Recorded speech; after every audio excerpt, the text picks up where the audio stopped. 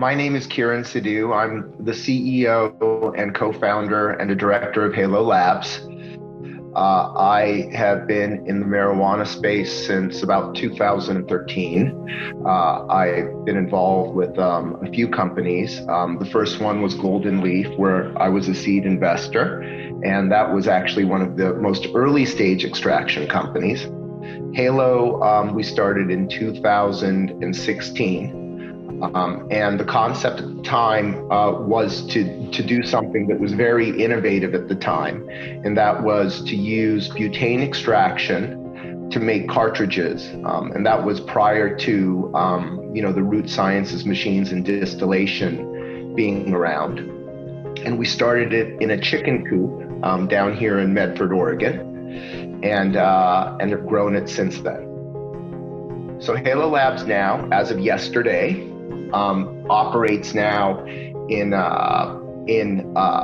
Lesotho, Africa, where we're cultivating GACP material there. We've been doing it. We've been down there as a partner for a year and a half, and actually took over the operation. And we've successfully now cultivated, cured, dried, probably a couple of 100 kilograms of cannabis.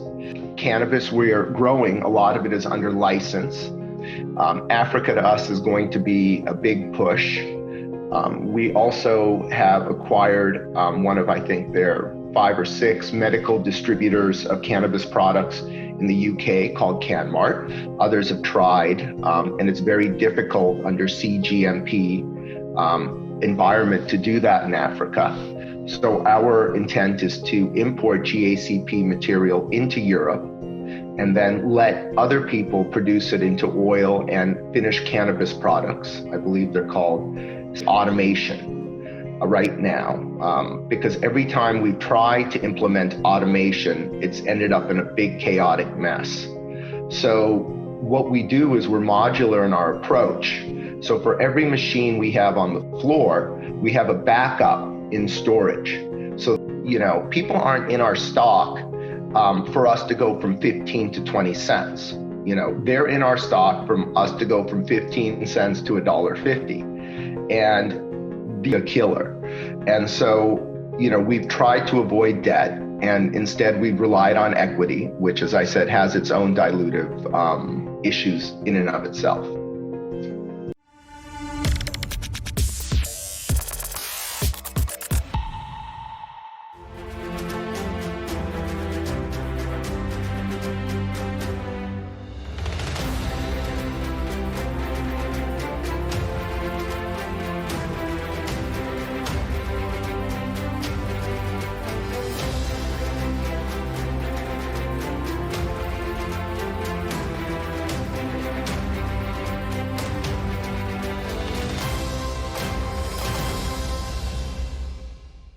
Right. So what we've done is we've built a processing system that turns hemp stock into core and fiber material. And that's used for industrial manufacturing, textiles, composites, construction materials.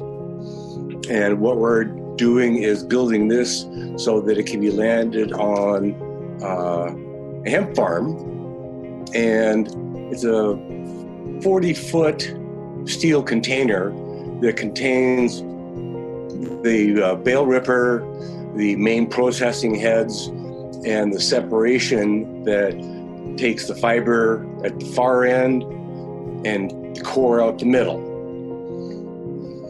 And we've taken it from nice design concepts all the way up to a full-scale functional machine. And at this point, what we're looking to do is land 10 of these machines on existing hemp farms here in North America. We've gotten probably 300 inquiries on this. So what we're looking for is a grand total of $500,000 Canadian, and we plan on building in-house R2 units, operations, and be able to take this machine into the marketplace. the return on our capital is about 30% cash return every year. My name is Steve Fuhr. I'm CEO of Paradigm Hemp Processing. And I got my start in this industry about 10 years ago in the medical cannabis industry. Started a recreational producer processor facility in Washington back in 2013. In 2018, I sold my interest in an operation and moved down to Oregon. We acquired about $3.5 million in funding from a publicly traded Canadian company to do CBD and hemp extraction. Unfortunately, some market conditions meant they gave us 10% down and promptly ran out of money. And one of the equipment manufacturers I was working with named Sci-Fi Systems asked me if I would start an operation in conjunction with them with some new technology we were working on. So for those who haven't, I'll summarize. Last year, the hemp industry dropped almost 90% in value. And of course, everyone's struggling. I think the biggest reason for that is that the FDA has failed to allow us to infuse CBD in food products. But they're about to. And when they get those rules worked out, this market is going to take off. To give you an overview, what makes this system unique isn't just that it runs 2,000 pounds per run, but it would do it in a fully automated and continuous fashion. Hydrocarbon solvents yield a superior product with much higher market value and lower operating costs. The carbon system will yield over 75%, and we capture all the terpenes and the acidic cannabinoids. In terms of quality, there's really no comparison. Propane crude is ready to sell as is, crystallized into valuable CBDA. Cost-wise, CO2 and ethanol systems cost about 3 times more to set up and almost twice as much to run than our propane system does. Budget-wise, if you're looking at running 8% mass and you're selling it at $600 per kilo of isolate, and you run just one shift a week, 8 hours a day, 5 days a week, you spend about $2.3 million to get set up. After 50 days of this machine operating, you'll have a return on your investment, or at least your inventory will be worth what you spent. And remember, reported for the first time last month, the industry has actually started to see prices go up. The rebound has begun, but only the efficient will profit. With that being said, if you have more questions, you can call me or email me at Paradigm Hemp Processing, or I encourage you to check out the booth that Sci-Fi Systems has at the 10x event. Thank you. So as Biomedican, we developing of production of rare cannabinoids using alternative approach. Before starting, I just want to remind that market of cannabinoids is huge, and the medical market is growing significantly and really fast. And by some estimations that it will be 2029, it will be $50 billion market with in form of API. So API will be used for pharmaceuticals, food services, and technically, potentially almost everywhere. Of course, the use of rare cannabinoids is potentially huge, and it was there are hundreds of different clinical trials which trying to show that rare cannabinoids are helping for different diseases, including diabetes, oncology, and many others. Yes. So basically, a summary, production rare cannabinoids is really hard from plants and not efficient. As alternative, we want to propose biosynthesis. The biosynthesis everyone knows, and for example, if you're producing it's like producing tequila or some other whiskey, for example, you're mixing yeast, sugar, water, and put it in fermenter, and after extraction, you're getting pure cannabinoids. There's several hundred people in the world has this experience. We have academic partnership with Denmark Technology University, Clemson University, Imperial College in London, and also Institute of Genetics in Moscow. On our team, we have a management team. It's me and also Denis Anil. He is Chief Investment Officer. He has large experience of investment banking and raising capital. And Thomas Kalano, he has experience of build and operate large-scale production facilities for yeast production. So we're looking for $10 million investment. We raised so far $2.3 million in previous funding. And basically, we're planning to use our proceeds for mostly for R&D and preparing for large-scale fermentation. Shockingly, during that 4 minutes, 2,800 tons of plastic will be made on the planet. For frame of reference, that's the weight of the Titanic in plastic every hour. We have a plastics problem on this planet. Many polymers, when they're made, they don't get used for very long. So think of the food packaging at the grocery store, or the protective material around your electronic device, or the PPE you might be wearing. In spite of these short working lives, the materials last on the planet for centuries. Many don't get collected to be recycled because several of them cannot be recycled. And so they end up in landfill, or they end up getting incinerated. Some of them will be floating around in the ocean right now. Meanwhile, in the cannabis space, for every kilo of dried flower that goes on the shelves, 8 kilo of plant waste is created. In order to remain compliant with the existing rules, licensed producers have to destroy this plant waste, which means incineration, or shredding it up and mixing it with kitty litter before it goes off to landfill. I'm pleased to share that my team has done this in inventing truly green plastic. And we've got tons of strength in our corner. So our samples have been tested by a third party, so we know exactly that we have made what we set out to, just from there. So how do we do all this? Well, our team is excellent. We have master's trained engineers, PhDs, MBAs, and all sorts of other really bright people who've helped us get across the finish line. Not only is our plastic better for the environment, it's just better when compared with its glucose-sourced competitors. And of course, we have 2 revenue streams, one from taking cannabis biomass away from LPs, the other from producing and selling truly green plastic pellets. We have 3 different value streams. We produce and sell truly green plastic pellets. We have a revenue stream from taking away the biomass from licensed producers, and we're also a brand win. So if you're a cannabis LP and you're looking to communicate with your customers with real authenticity, we can help you do that. Downstream, we see ourselves as an acquisition target for a fossil fuel player who is tired of having a poor brand reputation and is trying to recapture marketplaces that it has lost.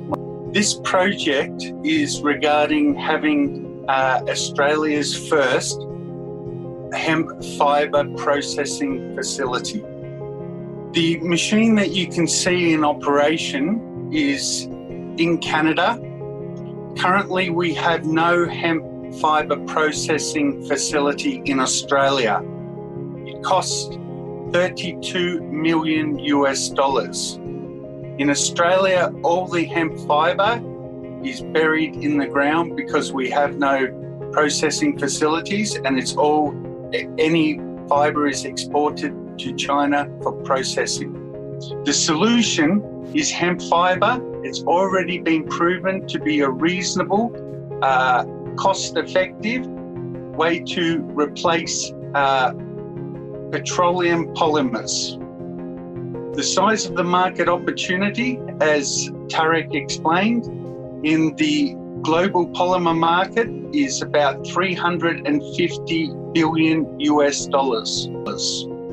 This patent-pending technology, the government of Alberta has granted CIHC, our parent company, land, and they plan to build 5 more facilities with the profits last year. Pathway to achieving success is AI, according to a consulting firm, McKinsey. It will help with a reduction in annual maintenance costs, downtime, and also a reduction in inspection costs. Funding ask is $32 million US, and that includes operating expenses and staff salaries for 77 people.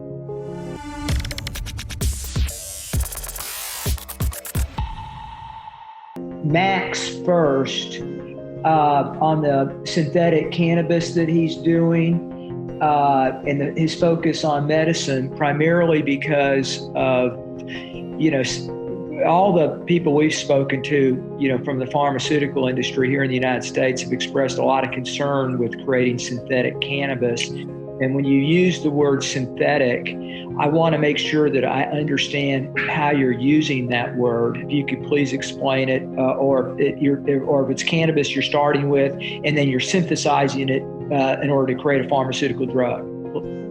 Yes, Mark, thank you for the question. I would say this is a common misconception about synthetic and biosynthesis. Synthetic and biosynthesis is completely different. Are you able to use your process to better formulate or consistently formulate at a cheaper price the formula of the plant? Look, we are not planning to make exactly formula of plant. We plan to produce isolates. And are you planning on doing any clinical trials? I know you don't have the budget for it right now, but are you thinking about that? Look, we don't need to run clinical trials for API because it's a common product. We just need to provide the GMP.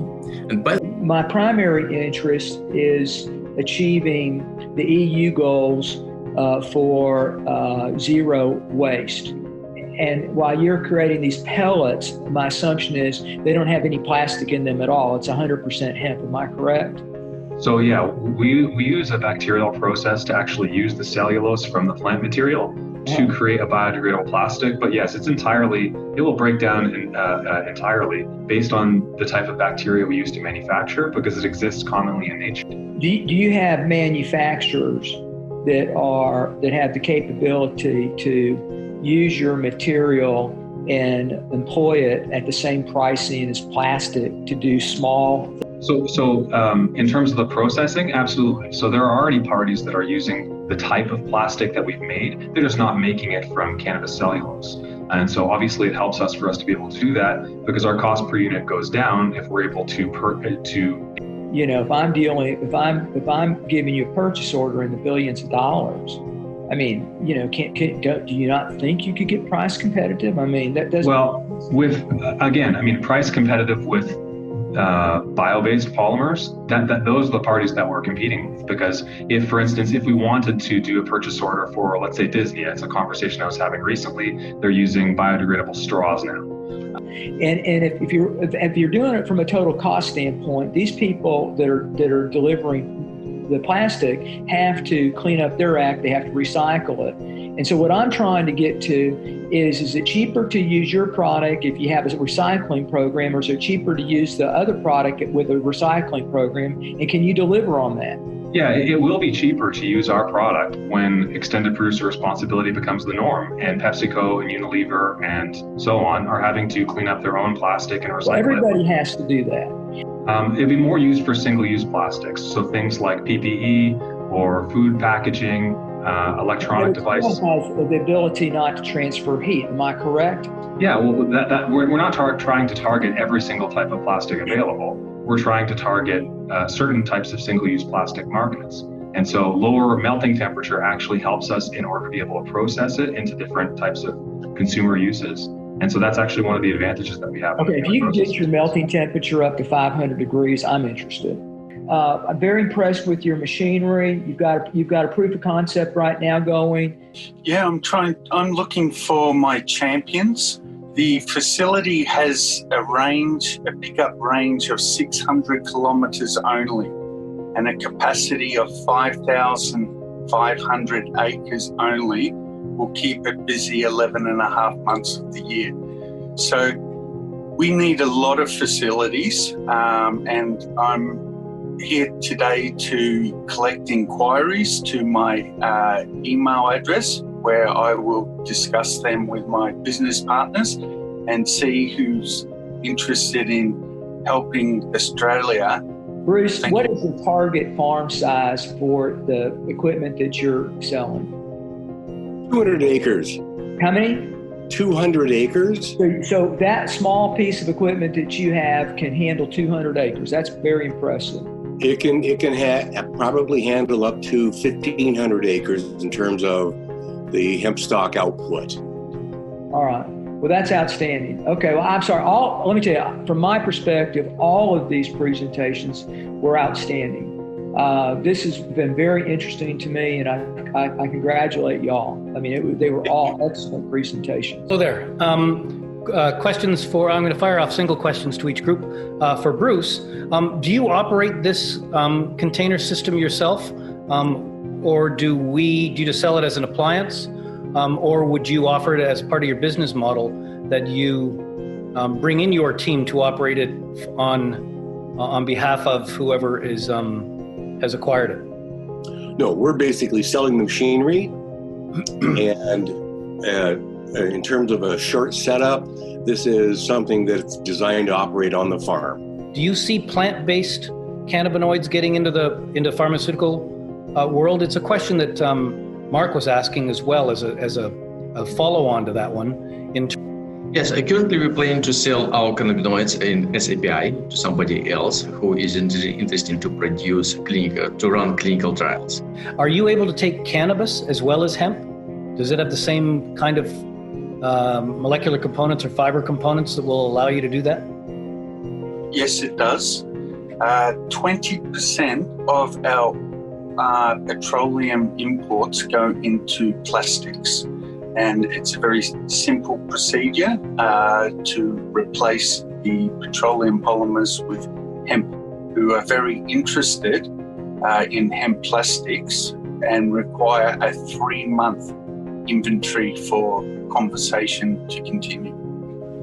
I do have an exclusive, and I posted the arrangement between my company and the mother company in Canada.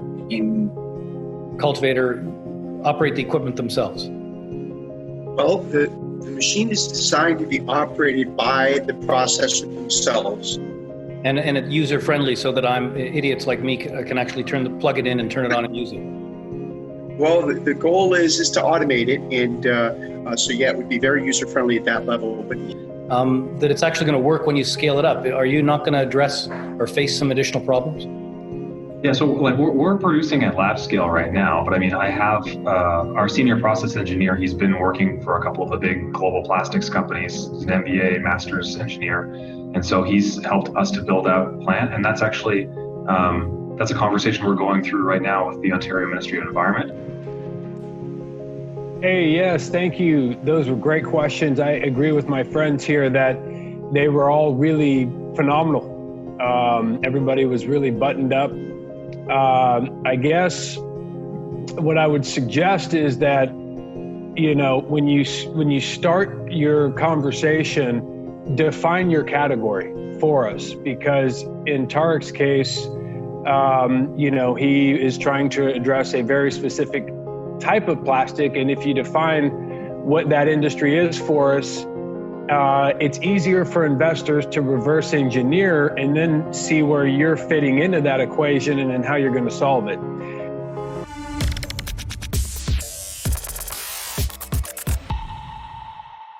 Right. All right, so the winner of the processing is Truly Plastics.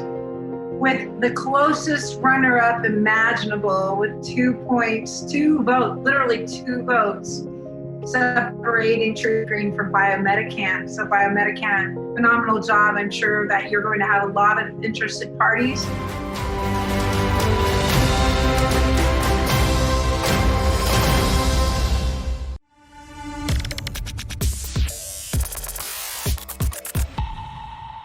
So legend has it that the best money made during the California gold rush was by companies that sold picks and shovels. Think about that for a moment. Ancillary businesses are the picks and shovels of the green rush. Hi, everybody.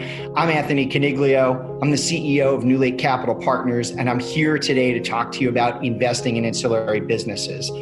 These companies that provide products and services to the industry that help fuel the industry's growth are so important to the lifeblood of the cannabis sector.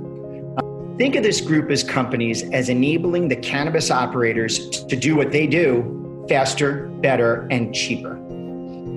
For our part at New Lake, we're a real estate company that acquires retail and industrial properties primarily through sale-leaseback transactions. We've raised about $100 million thus far, and today we own 21 properties across 8 states, and our tenants are some of the leading cannabis companies in the industry. Why should you, the investors, focus on the ancillary sector? I want to share with you 3 reasons why I think you should give it a strong consideration. 1, diversification. 2, I believe it provides a different risk-reward profile. And 3, I believe there's often less competition and an opportunity beyond cannabis for these ancillary companies. by having the right ancillary company in your portfolio or companies in your portfolio, you can add stability and earnings to your book because by their nature, these companies are serving many different companies within the cannabis industry.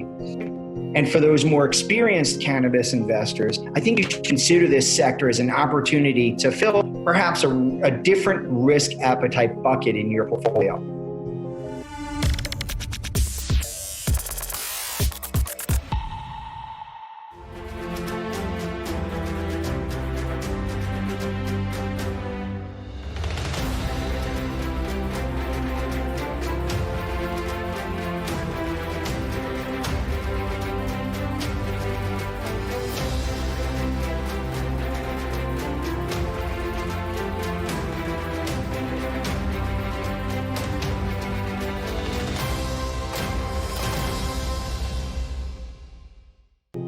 But yeah, we are Canvas. We provide investment opportunities for cannabis and other industries based on predictive agriculture. So what we believe, we don't believe only that cannabis is a big opportunity, but rather financing any agricultural industry, it's a big challenge. So what we have developed is actually an ecosystem of tools that provide crop traceability and compliance in real time. Based on that, we have some data analytics and machine learning algorithms to make some predictions about market and processes. And with all of this information, we provide investment products to fulfill the infrastructure and working capital needs for the cannabis producers. And these investors purchase assets that the cannabis suppliers need, such as lighting systems, watering systems, greenhouses, etc. And these assets are directly rented to the cannabis producers. The cannabis producers pay a rental fee and some revenue share to the investors in exchange for this opportunity. We develop a blockchain-based traceability tool. We use IoT sensors and cultivation nodes to gather data from the crop in real time. And this is, we are developing some AI to make some predictive agriculture estimations on what will be the yield of the crop for developers as well. We have been having, actually our traction has been mostly on research, development, and compliance. So we developed the first prototype of blockchain traceability about a year ago. And as we have developed our product, in parallel, we have been working with the compliance side. We were accelerated by the Founder Institute, this startup accelerator in Silicon Valley. And we were chosen as some of their 25 best companies in the world. We are 7 companies in Latin America, and we are the only one in agrotech. Right now, we are raising $150K to obtain our financial license and to improve our product and to scale early next year. Thank you very much. Phalo is the next generation of information management software for cannabis and hemp manufacturers. Manufacturers sit at the very center of the supply chain, converting raw plant material into countless innovative products. Everything from vape pens and cartridges to CBD creams and hemp straws require sophisticated post-harvest processing. In the manufacturing world, performance is largely governed by the ability to predict the quality and the amount of your output. Processing different crops, even using the exact same methods, can lead to wildly divergent results. Just a few percentage points difference in average yield can translate to millions in annual revenue. Our solution is a new kind of lab information management software designed from the ground up to collect, organize, and analyze the most critical manufacturing data. Phalo enables cannabis manufacturers to leverage their own data to make better business decisions. We bring all that critical intelligence to users' fingertips with intuitive analytics and dashboards. And then all of these features are paired with reports and tools to keep the entire operation in sync. Phalo is a SaaS model. We start with a highly affordable introductory tier with basic data and collection and analytics for $250 a month. And then we offer production and testing modules to scale with the size and complexity of the operation. We're currently looking to raise $500,000 in convertible debt with a $3 million cap. Proceeds of this raise will go primarily to product development, building out our MVP into a more robust platform with software and hardware integrations. and to sales efforts. UpLevel is a social learning platform for the hemp and cannabis industries, and we're based in Portland, Oregon. Their very survival depends on regulatory compliance and workers' knowledge of regional laws and regulations. So our mission is to elevate the entire market by using proven business practices with our social learning platform, focused on producing well-educated and engaged workers, cannabis and hemp spaces. And interesting, we're an ancillary company also serving other ancillary companies. Our business model is an easy to use and economical social learning environment with engaging multimedia courses. So like we have certifications that we deliver, and the certifications could be from us, particularly in the compliance area. There are other startups in our space, but we've researched them all. We feel they do not offer comprehensive and cost-effective solutions. We are able to operate at 90% gross profit margin because we came from the K-12 education space where we had to learn how to engage learners in a very inexpensive sort of environment. So our technology is built. You can read the top there. I'll get into the use of capital. We need to accelerate marketing and sales efforts to scale up adoption. We have a go-to-market strategy. We're executing it ourselves as executives, and we scale up our team and continue growing. And then additional software development to enhance the platform, particularly in the area of data collection, so we could do more cross-marketing. And if you have any additional questions. My name is Peter Vogel. I'm the CEO and co-founder of LeafWire, and we've quickly become known as the LinkedIn of cannabis. The problem we were addressing when we created LeafWire is that there was no centralized business hub for the cannabis industry to connect online. No place to share news, promote events, find partners to do business with, and just simply network. So we created LeafWire. LeafWire is a LinkedIn-like business network. You join, create a personal profile, add information about where you work, where you are geographically, other professional information. We have a news feed where people do share industry news, they promote events, they promote their own company. We have a recommended connections. We've actually had 700,000 connection requests sent since we started about 18 months ago. So it's a very active group. We have industry events, which now, as you can imagine, are mostly webinars and virtual events, but we have it's all cannabis and hemp events. And we just launched a job board over the last couple of months. And we have right now 1,500 open cannabis and hemp jobs. We've developed a ton of traction over the last 18 months. We're up to about 35,000 members right now. Those are 35,000 people that have created profiles on LeafWire. And revenue's been growing since we launched. We're up to about 25,000 MRR right now. That we hit that in June, our biggest month yet. So how do we make money? LeafWire is a freemium model. People join for free, and then they pay for specific premium services. Revenue has been going up consistently. We're up to, this was our first month at 25K. We're raising a convertible note, $750K, 15% discount to our next round with an 8 million cap. And I've raised about 60% of that so far. And we think a likely exit strategy, once everything goes completely legal, would be for one of the large job companies to acquire LeafWire and get an immediate dominance in the cannabis. So my name is Derek Lund. I'm from Sherpa Space.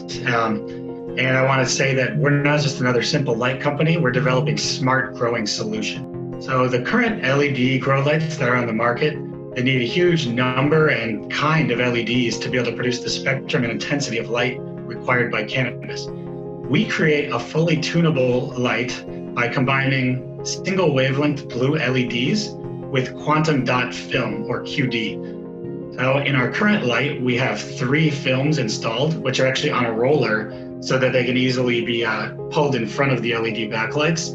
And they cover the 3 main stages of growth: the seedling stage, the vegetative stage, and the flowering stage. Exhibited the product at CES this past January, and were given an innovation award in the sustainability and eco-design category for the concept as well as the design. So as everybody here probably knows, there's thousands of strains of cannabis out there, and they each have unique lighting needs. So what we plan to do with this light is that by changing those rolls of film, we can create unique spectrums for each strain at each stage of its growth. We call these light recipes. That will do things like increase the total yield as well as increase specific content of various cannabinoids. So depending on their end goals, we can provide them with a film that'll help them meet those. So this creates a virtuous cycle for us as we get continuous revenue, and the farmers have access to continuous innovation in the lighting technology. We know that it's not easy to run a cannabis farm, and our main goal is to be able to provide a lighting solution to farmers, which will help make running their business easier as well as more profitable. Thank you guys for inviting me here, and we'd be happy to answer any questions you have. Hello, everyone. My name is Percy Bird. I'm the owner of Benashie Consulting. All right. We are the exclusive licensee to the Megalodon Advanced Cannabis Testing and Research Platform. And our parent company is the VeraPharm Biopharmaceutical Company. We've identified a problem we're solving. There's a recurring problem across the testing industry. Labs across the country only meet minimum testing requirements. They utilize substandard staffing and equipment. And in addition, testing turnaround time is much too slow to maximize any kind of market potential. And there's a lack of nationwide testing standardization. Requirements vary from state to state, which makes it really difficult to set any kind of standardization. And here's our solution is to establish the industry's premier cannabis and hemp testing labs across the country by combining a state-of-the-art testing platform with industry-leading expertise in research, advanced medical laboratory robots, which increase testing volume by 50% and reduce human errors by as much as 5,000%. And they're also highly effective at worker safety for COVID as well as public safety. 1,800 divided by 1,520 tests per acre. Each test costs approximately $350 per test. And that comes to a revenue generator of $42,000 per acre of hemp. So if the facility was to test 1,000 acres of hemp, you are at $42 million for every 1,000 acres of hemp. I've already spoken to the Marijuana Regulatory Authority and the Department of Agriculture here at Michigan, and we have special permissions should we receive funding to test all three products. So we are not limited to a certain segment of the testing market.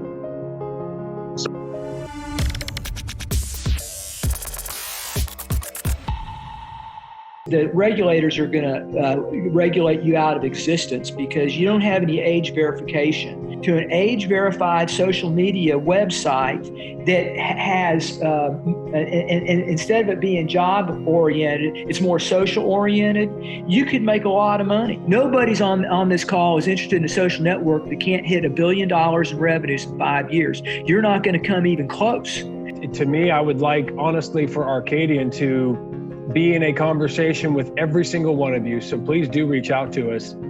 So how do we get your service as an ancillary company to be a part of that? Well, we do it together in front of a decision maker in probably every company in the country.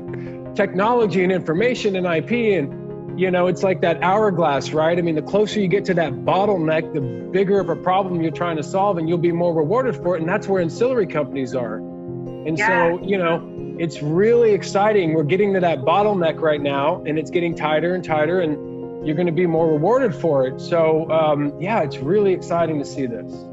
Are your SOPs and are your procedures sufficiently documented and formulated that you could run this as a franchise operation in other jurisdictions? I want to sort of expand the conversation from a US-centric model to a global one, taking into account all the various other speakers we've had throughout the day. Absolutely, yes. This model will absolutely work anywhere in the world. I say the FDA because here in the U.S. that's kind of the the gold standard, and that's just kind of what everybody's striving for is that certification. So I'm a believer in. I'm educated as a nuclear engineer, but never practiced. So the science really interests me. I have no doubt there's value in knowing the spectrum that your light is shedding, at what times the plant can use it, and how high it needs to be, and the micromoles and lumens, and oh my God. But I don't know a soul who knows how to do this. I know of maybe a dozen companies that have hung what they think are smart lamps, and they haven't been able to figure out how to make them work appropriately. They tell a great marketing story. So how can you help me as a grower understand the periodicity of not just my plants, but my strains, and particularly say if I'm running a greenhouse and I have the augmented light. How can you help me do that? And so we have this process set up in our light recipe studio to test individual cannabis strains to figure out what the ideal light is. So it's not that we're saying we have a predictive model. We're saying that we'll be able to use our base of research and knowledge to get close to what would be an ideal light recipe and then finalize it with our own internal testing or outside testing with partner farms. So our testing has been based, we've been using primarily our own lights to get ideal results, and then using basically other existing research results as our controls. So we're hoping to do kind of side-by-side tests with partners in the US going forward. And one of the flaws with LinkedIn, as Mark was pointing out, not just the age qualification or age verification piece, but one of the problems with LinkedIn is that you know who they're talking to, but everybody and their damn dog is on LinkedIn, and you have no idea if they are credible. Is there a path to helping those who are qualified on your LeafWire site anonymize so that I, as the QAP for Canopy's Saskatchewan facility, and I'm having a problem, can I go online as an anonymized question and say, you know that I'm on the site, so I'm a qualified individual, but I can't tell you who I am because I can't let you know that my facility has this problem. And then you go out and you offer a question up to the community, and the community responds and helps you through it, because this is actually, particularly in the cannabis industry, what we as advocates want. To share who you are, you could join under a pseudonym or a fake name if you wanted to, and you could pose questions to the news feed. We have almost 2,000 people on the platform a day. So lots of people see what's in the news feed. We have lots of people asking questions about, hemp regulations or licenses or legal issues, et cetera. Well, I guess to clarify, I want them to be a personal account. So it's Hamish who signed in, but then Hamish has a question that I can't allow Hamish's company to be embarrassed by. So then I can anonymize my question. It's coming from a credible source that has, of your 26,000 patrons, I have verifications from 2,000 people. So 2,000 people think I'm an okay guy, or more than 1,500, some number that would allow me to remain anonymous. And I can ask a question. And then I can hear the responses of other professionals in the industry, as opposed to going out on LinkedIn where I get every Yahoo telling me, geez, that's a great question. Good luck with that, Hamish. When you built your database, did you bring in some of these so-called artists or extraction experts to help grasp and put the database together on which you're building? Yeah, absolutely. We found that was critical to actually go to the people who were doing this every day, doing this kind of work, and asking them what was important to track. What did they keep track of every day so that they could, perform that art? And every single one of them has a different place on the spectrum between artist and scientist. But they all kind of have one thing in common, is that they understand that they need to write down and record what they did. And the vast majority of them were doing it either on paper or spreadsheets. And that was how they were getting at this information. Is your lease system only in Colombia? I think this is an incredibly cool idea. Your crowd leasing model makes a lot of sense. And whether this would work in the States, in cannabis specifically, it may not be $1 trillion maker, but it feels like there are so many growers and licensees in Colorado and California that it would really be ideal for some of the small to mid-market guys. We are talking with some lawyers in the US to make sure that it might be able to scale there in the same way, or just with minor changes. Is Vera Farm, are you a subsidiary or just business partners with them? Vera Farm, I am partners with Dr. Elias Jackson, and he is the co-founder of Vera Farm, and he is a creator of this technology. Yes, sir. So I'm not partnered with Vera Farm, like per se, as a business, but that is our guiding entity, and I am partnered with the co-founder. So all of the perks come with it. And so where are you going to be located with your lab? Our lab can be established in anywhere. Like I said, I based all the numbers on Michigan, which is the second biggest market in the U.S., as you know. Your deal is a very exciting deal to me. I just want Excellent. Thank you, sir. Appreciate that. Be happy to help anybody here that needs help. Thanks.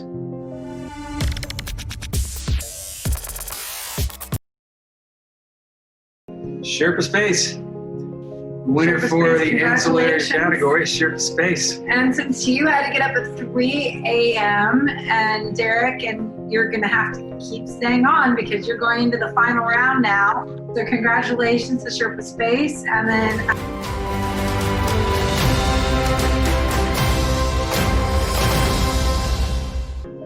astounded at the connections that are being made. We're getting emails while the show's going on. Thank you. I met so-and-so, formed a strategic partnership. This is, we really do feel we've built a better Mousetrap, and we're